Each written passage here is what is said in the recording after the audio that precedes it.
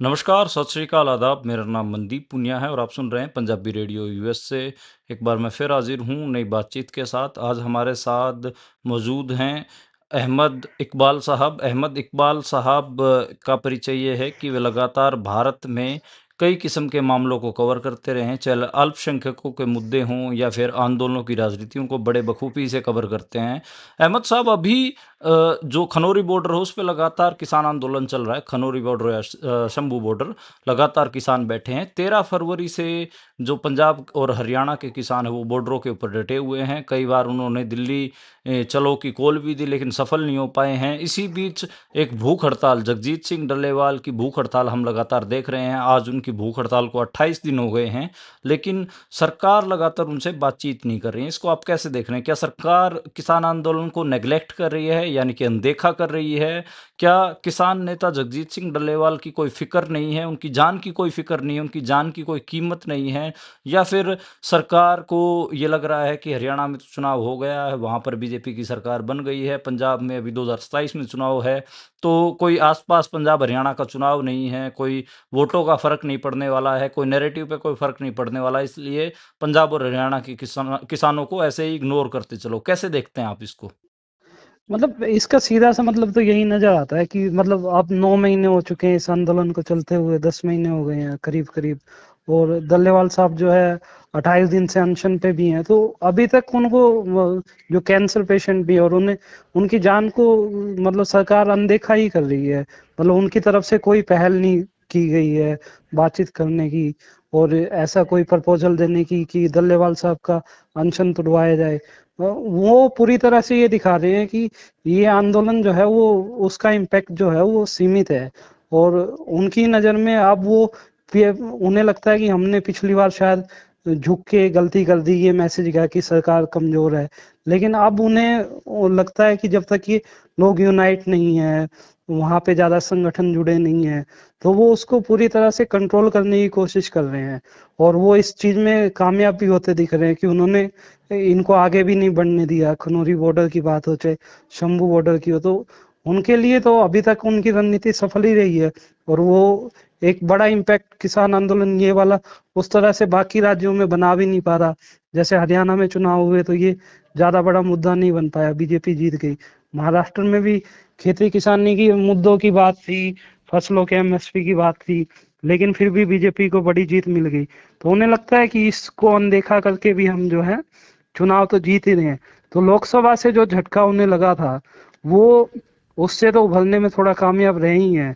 इसलिए वो किसानों के आंदोलन को तवज्जो नहीं दे रहे। और डल्लेवाल साहब को की जान की भी उन्हें कोई परवाह है नहीं। ये तो अब साफ साफ नजर आता है कि एक कैंसर सर्वाइवर है, वो 28 दिन से वो है अनशन पे है और उसकी किडनी कभी भी जवाब दे सकती है। और वो ऐसे किसान नेता की उन्हें परवाह ही नहीं है जान की। अच्छा, अहमद साहब, एक बात और निकल कर आई कि प्रधानमंत्री नरेंद्र मोदी पिछले लगातार 10 साल से भारत के ऊपर राज कर रहे हैं, एक हिसाब से हुकूमत उनकी है। और 10 साल में वो किसी भी किसान नेता अभिमन्यु कुहाड़ ने मेरे से बात करते हुए बताया कि 10 साल में वो अभी तक किसी भी इंडिपेंडेंट किसान डेलीगेशन से नहीं मिले हैं, जो कि एक हिसाब से किसानों के लिए लगातार आवाज़ उठाता रहा हो। कोई किसान यूनियन हो या किसान डेलीगेशन, किसी से भी नहीं मुलाकात की है। क्या लगता है कि किसानों से इतनी एलर्जी क्यों है प्रधानमंत्री नरेंद्र मोदी को? क्यों वो नहीं मिल रहे? हम 2020-21 के आंदोलन को याद भी करें तो उसमें जो खेती बाड़ी मंत्री थे उस समय के, नरेंद्र तोमर, वो किसानों से मिलते रहे, उनकी मीटिंगें होती रहीं। या फिर पीयूष गोयल आए, या फिर एक बार अमित शाह से मेरे को याद है कि 8 दिसंबर 2020 की रात, जिस समय अमित शाह ने एक बार 13 किसान नेताओं से मुलाकात की, बातचीत की, लेकिन एक बार भी नरेंद्र मोदी किसानों से मुलाकात नहीं की। नरेंद्र मोदी ने, उन्होंने सीधा, मेरे को याद है कि 19 नवंबर 2021 को सीधा किसान जो बिल थे, खेती बाड़ी जो कानून थे 3, उनकी वापसी का ही संदेश दिया। उन्होंने उस समय भी किसानों के डेलीगेशन से मुलाकात नहीं की। तो मैं ये समझना चाहता हूँ कि किसानों के डेलीगेशन से मिलने में नरेंद्र मोदी को आपत्ति क्या है? क्या आप देखते हैं उनका क्या रवैया रहता है आंदोलनों के प्रति? उनका रवैया सीधा सा है मनदीप, जो है ना वो अपने आप को किसानों का नेता बताना ही नहीं चाहते। वो किसानों की परवाह ही नहीं करते। उन्हें तो बस अपने कॉरपोरेट की परवाह है, उन्हें अपने अडानी की परवाह है। अब अडानी पे एक जांच होती है अमेरिका में, कुछ होता है तो पूरी सरकार यहाँ पे अडानी के बचाव में जुट जाती है। और यहाँ पे इतने पिछले आंदोलन में 700 से ज्यादा किसानों की जान चली गई। अभी कितने किसानों की इस आंदोलन में जान जा चुकी है, शुभकरण पे गोली चल गई। और उनकी मतलब उन्हें कोई फर्क ही नहीं पड़ता कि भाई कोई किसान है जो देश को अन्नदाता है, जो देश के लिए अनाज पैदा कर रहा है। उन्हें सिर्फ परवाह है तो एक अडानी पे कोई इंक्वायरी का ऑर्डर भी आ जाता है तो पूरी सरकार बचाने में लग जाती है। तो उनकी लाइन क्लियर दिखती है। मतलब आप आप तो काफी समय से इसे कवर करते ही हैं, तो आपको तो ये बेहतर मालूम है कि मतलब उनकी लाइन क्लियर है कि वो अपने आप को प्रो कारपोरेट दिखाना उन्हें, और उन्हें बस एक विकास के नाम का उन्होंने सपना बेचा हुआ है जो पिछले 10 साल से बेचे ही जा रहे हैं। वो उनके कौन से वादे पे वो खरा उतरे हैं कि किसानों की इनकम डबल हो गई, सभी को घर मिल गया? उनके तो सारे बातें हवा हवा ही निकले ना। लेकिन वो विकास का जुमला जो है वो अभी तक चल ही रहा है उनका। और उन्होंने किसानों की तो कभी बात मतलब उनको अपनी साइड दिखाया ही नहीं। वो उसको तवज्जो ही नहीं देना चाहते, उनके साइड क्यों खड़े होंगे वो? लेकिन आप देखिए कि जैसे आप बात कर रहे हैं कि विकास का मॉडल जो गुजरात का मॉडल था, गुजरात मॉडल कहा गया, जिसे 2014 में बेचा गया। ठीक है, आपकी बात की उस उनका डेवलपमेंट के मॉडल पे उन्होंने मुड़कर दोबारा से कभी बातचीत नहीं करी। कभी उन्होंने चाहे जो ग्रामीण आवास योजना हो या फिर रोज़गार का मामला हो या फिर खेती-बाड़ी का मामला हो, मज़दूरों का मामला हो, कभी मुड़ के उसके ऊपर जवाब नहीं दिया। लेकिन उन्होंने हिंदुत्व की पॉलिटिक्स पे तो एक स्टैंड लिया। उन्होंने कहा कि राम मंदिर बनवाएँगे, तो राम मंदिर तो बन रहा है, बन भी गया। उसमें मुसलमानों के प्रति नफ़रत भी आप देखिए या फिर और दूसरे भी अल्पसंख्यक समुदाय, कम गिनती के समुदाय, चाहे सिख हों, ईसाई हों, आप लगातार उनके खिलाफ नफ़रत तो देखते ही हैं। आप 370 का मुद्दा देखिए, आर्टिकल 370 कश्मीर का। ऐसे ही आप देखिए कि अब यूनिफ़ॉर्म सिविल कोड के ऊपर सरकार जिस किस्म से झुकी हुई है, तो आप लगाइए कि जो 2 मुद्दे जो जिनके बल पर वो लगातार जो बहुसंख्यक समाज है, मेजॉरिटेरिज्म जिसे हम कहेंगे, बहुसंख्यकवाद कहेंगे, यानी कि जो जिनकी संख्या ज़्यादा है, उनकी वोटें तो वो लगातार हासिल कर ही रहे हैं और अब तीसरी बार वो भारत के ऊपर हुकूमत कर रहे हैं। जो नरेंद्र मोदी हैं, वो जवाहरलाल नेहरू के बाद ऐसे दूसरे व्यक्ति बन गए हैं, जो लगातार तीसरी बार भारत की सत्ता के ऊपर काबिज़ हुए हैं। तो इसे आप कैसे देखते हैं कि उनके जो 2 मुद्दे वो लगातार लेके चलते हैं, उसमें एक जो कम गिनती के समुदाय हैं, अल्पसंख्यक समुदाय जिन्हें कहा जाता है, माइनॉरिटीज़ जिन्हें कहा जाता है, उनके प्रति नफ़रत का मामला और दूसरा अगर हम कहें तो जो उनका उग्र राष्ट्रवाद का, जिसमें कश्मीरियों की एक हिसाब से आप बात लगाइए कि दूध माँगेंगे खीर देंगे, कश्मीर माँगेंगे तो चीर देंगे, ऐसा उग्र राष्ट्रवाद, पाकिस्तानियों से नफ़रत, जो पड़ोसी मुल्क हैं, चाहे बांग्लादेश में अभी जो मामला चल रहा है, बांग्लादेशी हों या फिर पाकिस्तानी हों, उनके प्रति नफ़रत, वो 2 चीज़ तो लगातार देखने को मिल ही रही हैं और उनके बलबूते पे वो लगातार बहुसंख्यक समाज का वोट तो ले रही हैं। इसे कैसे देखते हैं आप? मतलब वो तो उनका कोर वही है ना मनदीप, वो तो वहीं से निकले ही हैं, वो उसी पॉलिटिक्स के प्रोडक्ट ही हैं कि उन्होंने गुजरात में दंगे कराए। ये कोई अलग बात थोड़ी है, उनके सीएम रहते हुए ही तो गुजरात में दंगे हुए और उन्होंने कभी उस पे वो भी नहीं दिया, इनकार भी नहीं किया वो उस चीज से। वो तो हमेशा उसके साथ ही खड़े रहे, उनकी पॉलिटिक्स ही है। जब वो पहली बार जब उनका प्रधानमंत्री नाम के लिए नाम प्रपोजल हुआ, तब भी तो जो यहाँ का मीडिया है उसने उसी तरह तो पोर्ट्रे किया उनको कि वो हिंदू हृदय सम्राट हैं। और अब तो चलो वो तो उस वक्त की बात थी। अब 10 साल से वो शासन में है तो उनके पास दिखाने को तो कुछ भी नहीं है कि लोगों की जो जिंदगी थी वो बदतर हुई है। और लोगों के शहरों के 60% जनता कर्जे में है, गांव की 70% जनता कर्जे में है। तो उनके पास दिखाने को कुछ भी नहीं है, वो इस देश को कुछ भी नहीं दे पाए। उनका बस एक ही मॉडल है कि मुसलमानों पे के खिलाफ नफरत फैलाओ। उसके बेस पे उन्होंने अपना एक ओबीसी और हिंदू अपर कास्ट में एक अपना वोट बैंक बना रखा है। वो थोड़ा सा खिसका था लोकसभा चुनाव में, उसका इम्पैक्ट भी साफ नजर आ रहा था। लेकिन दोबारा से वो लोग अब जो यूपी में जो हो रहा है खुदाई वाला सब जगह शुरू कर दिया, अजमेर में हो या कहीं भी हो, वो दोबारा से अपने उसी वो उन्हें लगता है कि यही हमारा शॉर्टकट है, यही हमारा कोर है कि हम कुछ करें ना करें, हम सिर्फ इतनी बात करेंगे कि मुसलमानों को ठिकाने लगा दिया है इस देश में। अब मुसलमान बोल नहीं सकता, वो अपनी पसंद से खाना नहीं खा सकता, वो अपनी पसंद से कुछ कर नहीं सकता, उसके पास किसी किस्म की आज़ादी नहीं रही। और उन्हें और कैसे किन कानूनों के जरिए दबाया जा सकता है, उन्हें दुश्मन बना के दिखा दी। पहले ऐसा था कि वो पाकिस्तान के नाम पे राजनीति कर रहे थे। 2019 के चुनाव उन्होंने बड़ा फायदा मिल गया। लेकिन अब पाकिस्तान की उस तरह से कोई हैसियत ही नहीं बची कि उसको बेचा जाए। चीन के नाम पे ये ध्वस्त हो चुके हैं। चीन के सामने ये पावर में कहीं किसी भी मामले में टिकते ही नहीं। तो आखिर में उनके पास हथकंडा तो यही बचता है ना, कि आप बस मुसलमानों का नाम ले दो, उनकी बात कर दो, और यही बोल दो कि हम उन्हें ठिकाने लगा रहे हैं। हम उनके उनका एक जो कोर वोटर है वो उसी बात से खुश रहता है, वो उसी का प्रचार करता है और उनके साथ जुड़ा रहता है। वो अपने उसी वोटर के को वो निशान उस पे रखते हैं कि बस हमारा यही वोटर है और हमें इनके हिसाब से की बात करनी है, और हुँ। उनके पास कुछ है ही नहीं करने धरने को। जी, जी। अहमद साहब, आपने बड़े मौके की बात कही, संभल की हिंसा की घटना, जो संभल में जो घटनाक्रम हो रहा है उत्तर प्रदेश के, उसकी उसका ज़िक्र किया। उसका मैं एक बैकग्राउंडर देके आपसे सवाल पूछूँगा। बैकग्राउंडर ये है कि साल 1991 में बाबरी मस्जिद ढहाई गई। बाबरी मस्जिद ढहाई गई तो उस समय बहुत सारे अखबारों ने, पत्रकारों ने लिखा कि जो देश का सेक्युलर फैब्रिक है, जिसको हम कहें कि अगर हम कहें कि जो भाईचारे का जो ताना-बाना था, वो उसको उसको सट फेट पहुंची, अगर हम कहें कि उसको नुकसान हुआ।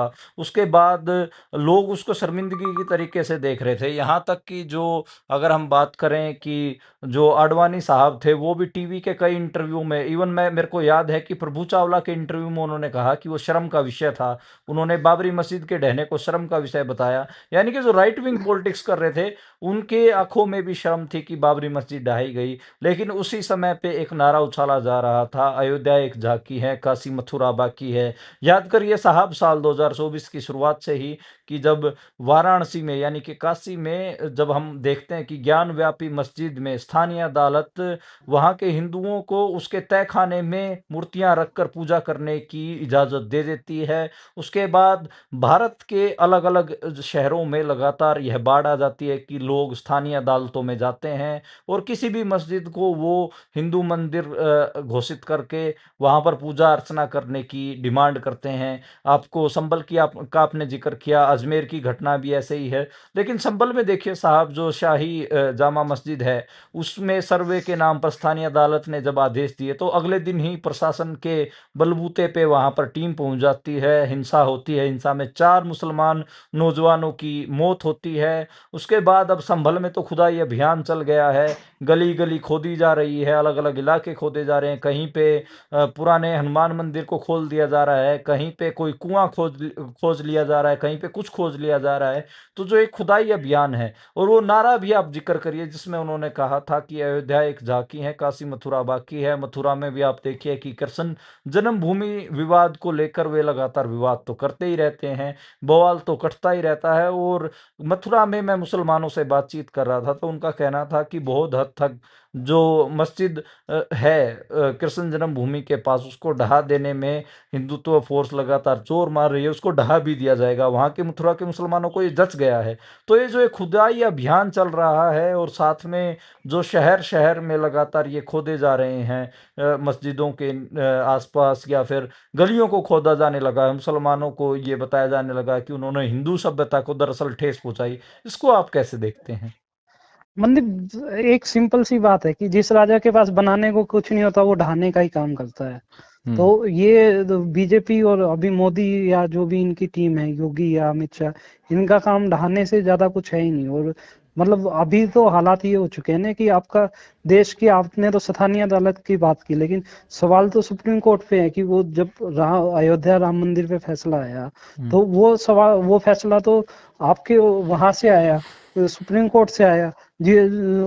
वो जज अपना राज्यसभा में आके बैठ गए, तो वो क्रेडिबिलिटी कहाँ रह गई किसी भी अदालत की? आप कोई आदमी न्याय की गुहार कहाँ से लगाएगा, कैसे लगा लेगा? ये तो पूरा सिस्टम ही ऐसा नजर आता है ना अभी। जितनी भी संस्थाएं हैं, सरकारी संस्थाएं हैं, ईडी है, वो है, उनका इस्तेमाल तो हम देख ही रहे हैं। अब न्यायपालिका का भी कितने मामले हमारे हाल ही के सालों में सामने आ चुके हैं कि वो ऐसा लगता है कि पूरी सरकार ने, पूरे सिस्टम ने, कुछ ही दो लोगों ने, डेढ़ दो लोगों ने उसको पूरे कब्जे में ले लिया है। तो फिर उसमें आप किसी से क्या अपेक्षा करेंगे? मतलब वहां नैतिकता और वो कोई सवाल ही नहीं बच जाता। वहां सवाल है कि ये हमें राज करना है और किसी भी तरीके से राज करना है, उसमें कोई रूल्स नहीं है। अच्छा, अहमद साहब मुझे एक एक बात और बताइए कि जिस हिसाब से वन नेशन वन इलेक्शन की बात चली उसमें मैं लगातार संसद में जो लीडर ऑफ अपोजिशन हो या फिर मैं देख रहा था कि जो भारत की तीसरी बड़ी पार्टी है समाजवादी पार्टी, उसके जो नेता अखिलेश यादव, उनका बयान मैं सुन रहा था। वो कह रहे थे कि ये कहीं ना कहीं एक तंत्रवाद की शुरुआत है, जिसमें एक हिसाब से कि भारत में कहीं ना कहीं लोकतंत्र को ख़त्म करके कुछ एक दो लोगों के हाथ में सत्ता ले जाने की पूरी कवायद है। फिर मैं लगातार जो गैर हिंदी भाषी राज्य हैं, जो गैर हिंदी भाषी सूबे हैं, उनके नेताओं की बातचीत सुन रहा था। वो कह रहे थे कि दरअसल ये जो भारत का फेडरल स्ट्रक्चर है, क्योंकि भारत एक फेडरलिज्म की नींव की हमेशा बात करता है, तो कह रहे थे कि ये फेडरलिज्म के ऊपर अटैक है। कह रहे थे संघवाद जो भारत की नींव है, जिसमें सूबों के पास कुछ ताकतें हैं, उनको ख़त्म कर देने की कवायद वो लोग कह रहे थे। तो इसको आप कैसे देखते हैं कि लगातार वन नेशन वन इलेक्शन के ऊपर बात हो रही है? क्या वन नेशन वन इलेक्शन से जो सूबे हैं, जो राज्य हैं, उनकी ताकतें कमज़ोर होंगी? क्या जो गैर हिंदी भाषी राज्य हैं, जो अपनी रीजनल पॉलिटिक्स करते हैं, अपनी भाषा को बचाने के लिए, अपने सूबे को बचाने के लिए, अपनी डेमोग्राफी के बचाने के लिए, अपने कल्चर को बचाने के लिए जो राजनीति करते हैं, क्या वो विलुप्त हो जाएगी? और हिंदी, हिंदू, हिंदुस्तान, यानी कि हिंदी भाषा, हिंदू धर्म और जो हिंदुत्व का जो एक सपना है हिंदुस्तान बनाने का, वही अब पॉपुलर नैरेटिव में या फिर सत्ता के हाथों में ये तीन चीजें ही चलेंगी? मतलब ये तो साफ तौर पे दिखता ही है ना कि चुनाव से पहले, तो लोकसभा चुनाव से पहले जिस तरह से कांग्रेस पार्टी के अकाउंट को फ्रीज किया गया, वो तो ये दिखाता ही है कि आप किसी चाहते ही नहीं कि कोई पार्टी चुनाव लड़ पाए। विपक्षी पार्टी इतने समय से सवाल उठा रही है ईवीएम पे। वो चाह रही है कि अगर किसी आदमी का लोकतांत्रिक संस्थाओं में विश्वास होता है, तो वो बाकी अपने आप को छोड़ के बाकी सभी दलों की बात को दरकिनार थोड़ी करेगा। वो उसको इम्प्लीमेंट करते, वो उस पे कराते। लेकिन वो तो वीपी पैट का काउंटिंग तक नहीं करा रहे हैं 100%। उन्होंने अपना एक वो नैरेटिव बना रखा है कि ये तरीका है और हमारे तरीके से सब चलेगा। और दूसरी पार्टियों का जहां तक बात है कि उन्होंने जिस तरह से पार्टियां तोड़ना, तो उनके बाएं हाथ का खेल बन गया है। पिछले 10 साल में कितने मामले आए जहां बनी बनाई सरकारों को गिराया गया। मध्य प्रदेश का एग्जाम्पल है। महाराष्ट्र में क्या हुआ, शिंदे को अपनी साइड ले लिया। कर्नाटक में तो था ही था। लेकिन तो मतलब आपको नहीं वो लगता कि खेल तो खुलेआम ही हो रहा है ना। नहीं, नहीं, आपको नहीं लगता कि जैसे जो भारत का दावा है यूनियन ऑफ स्टेट्स, यानी कि एक यूनियन है जो कि स्टेट्स की यूनियन है, मैं वो दावा कमजोर होगा? वन नेशन वन इलेक्शन, एक देश वो तो एक चुनाव, दावा उस यहाँ इस देश में कैसे चल सकता है कि कोई सरकार, वो प्रैक्टिकल मॉडल ही नहीं है ना कि कोई सरकार अगर बीच में गिर जाती है। कोई 2.5 साल पहले सरकार गिर गई। अभी पहले तो आपके सामने बड़ा चैलेंज ये है कि अभी जब लोकसभा चुनाव होता है तो उसके साथ 5 ही राज्यों का चुनाव होता है। लेकिन आपको इसका मतलब है कि आपको बाकी जो है, बाकी आपके 24 राज्य हैं, उनके साथ मतलब आप उनकी सरकारों को टाइम से पहले ही ध्वस्त कर देंगे। और जो दूसरी चीज आप कह रहे हैं, सीटों मतलब उनके वाली जो ये परिसीमन आगे करने जा रहे हैं, 800 लोकसभा की 800 सीटें हो जाएंगी। तो उसमें तो वो जनसंख्या के आधार पे कर रहे हैं। वहां पे साउथ का वो कम हो जाएगा, क्योंकि इन्हें पता है कि हमारा वोट नॉर्थ इंडिया से आ रहा है और वो नॉर्थ इंडिया में पॉपुलेशन ज्यादा है। तो वो तो सीधा सीधा स्ट्रक्चर पे बात है ही ना। वो रेशो कहाँ रह जाएगा, एक साइड का डोमिनेंस हो जाएगा कि आप नॉर्थ इंडिया में 400 सीटें जीत के सरकार बना लेंगे, आपको जरूरत ही नहीं है साउथ की। उसके रिप्रेजेंटेशन की किसे परवाह है। हाँ, ये मैं लगातार देख रहा हूँ, साउथ इंडिया में भी बड़ा मुद्दा है। मैं तमिलनाडु की अलग अलग पार्टियों मतलब के उनकी बयान भी सुन रहा सरकारें था। स्टालिन के मतलब पार्टी के मैं बयान सुन रहा था, वो लगातार कह रहे थे कि दो दो बच्चे, तीन तीन बच्चे हमें पैदा करना 16 चाहिए। 16 बच्चों की बात कर दी उन्होंने। हाँ, तो वो ये तो डर है साउथ इंडिया को, यानी कि गैर हिंदी भाषी राज्यों को ये डर तो है कि हिंदी मतलब हार्टलैंड 26 में जो में। ये करने जा रहे हैं कि जो सीटों को बढ़ावा देने जा रहे हैं, सीटें बढ़ाने जा रहे हैं, उसमें सीधा सीधा ये तो ऐसा इन्होंने फॉर्मूला निकाला ना कि वहां साउथ सिमट के ही 200 सीटों पे रह जाएगा। 200 250 सीटों पे, बाकी सीटें तो 500 सीटें तो नॉर्थ इंडिया के हिस्से में आ जाएंगी। तो फिर आप वहां पे उनके सामने क्या चुनौती रह जाएगी फिर। तो ये एक बड़ा सवाल अहमद साहब ने छोड़ा है, और इसी के साथ हम अपनी बातचीत का भी अंत करेंगे कि अगर प्री-सीमन 2026 में, जैसा कि भारतीय जनता पार्टी लगातार जिसकी इच्छा रखती है, अगर वो प्री-सीमन होता है, तो भारत में जनसंख्या के आधार पर तकरीबन 800 सीटें बनेंगी, जिनमें से लगभग 550 सीटें हिंदी भाषी इलाकों की होगी, यानी कि हिंदी हार्टलैंड डोमिनेट करेगी, नॉर्थ इंडिया डोमिनेट करेगा, जिसके कारण चाहे 7 वे राज्य हों जिनको नॉर्थ ईस्ट के राज्य कहा जाता है, उनकी ताकत भी कमज़ोर होगी। और साउथ इंडिया, जो कि दक्षिण भारत, जहाँ पर द्रविडियन मूल की जो भाषाएँ हैं, जो कि हिंदी भाषाओं के साथ मेल नहीं खाती हैं, उनकी उनकी भी ताकत कमज़ोर होगी, कश्मीर की ताकत कमज़ोर होगी, पंजाब की ताकत कमज़ोर होगी, और जो ताकत बढ़ेगी वो हिंदी हार्टलैंड, या फिर हम कहें कि सेंट्रल इंडिया, नॉर्थ इंडिया, इसको मिला के जो सूबे बनते हैं, उनकी ताकत ज़्यादा होगी, उनकी सीटें भी ज़्यादा होंगी। और जिस हिसाब से बीजेपी का पूरे नैरेटिव की जो मशीनरी है, वो नॉर्थ इंडिया या हिंदी हार्टलैंड के हिसाब से फिट बैठती है, यानी कि वे, जैसे अहमद साहब ने एक एक हिसाब से जो चेतावनी दी है कि वो 800 सीटों में से 500 सीटें हिंदी हार्टलैंड की जीत लेंगे, उसके बाद वो सरकार बना लेंगे।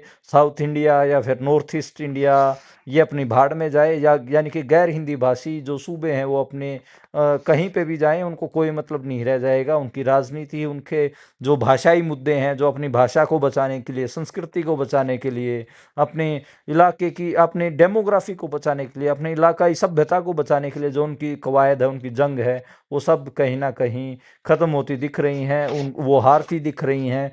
और जो हिंदुत्व की राजनीति है और जो बीजेपी की राजनीति है, हिंदी, हिंदू, हिंदुस्तान, वो कहीं ना कहीं इस विविधता वाले देश में जीतती हुई दिख रही है। और काफ़ी संकट की घड़ी है। 2025 आने वाला है, 2025 में आरएसएस के 100 साल पूरे होने वाले हैं। ऐसे में सभी की निगाह है। कई लोग तो ये आगाह भी कर रहे हैं कि क्या पता आरएसएस, राष्ट्रीय स्वयंसेवक संघ, अपनी स्वर्णिम जयंती पर, अपने 100 साल होने पर देश को हिंदू राष्ट्र भी डिक्लेयर कर सकता है। क्या इसमें अगर वो डिक्लेयर ना भी करे, तो क्या भारत की जो पूरी जो व्यवस्था है वो बहुसंख्यकवाद की तरफ नहीं बढ़ रही? मेजोरिटेरिज्म, यानी कि हिंदुत्व की जो राजनीति है, हिंदुत्व मैं इसलिए कह रहा हूँ क्योंकि बहुसंख्यक जो आबादी है उसके अनुसार चीज़ों को चलाने, और उसका भी अगर मैं कहूँ कि कट्टरतापूर्ण रुख, उसके अनुसार चीज़ों को चलाने की पूरी कवायद बीजेपी कर रही है। क्या उसकी जीत होगी? ये तो आने वाला साल 2025 बताएगा। लेकिन जो अहमद साहब ने जो खतरे की घंटी हमारे सामने बजाई है, उसको ध्यान से सुनने की ज़रूरत है, और हम सबको कहीं न कहीं इन बातों के ऊपर बहुत गहनता से विचार करने की ज़रूरत है। शुक्रिया अहमद साहब, और फिर कभी किसी दिन हमारी मुलाकात होगी नए किसी विषय के ऊपर। आपसे आपका विचार हम ज़रूर जानना चाहेंगे। आपका बहुत-बहुत शुक्रिया। शुक्रिया बहुत बहुत मनदीप, मुझे जी, शुक्रिया।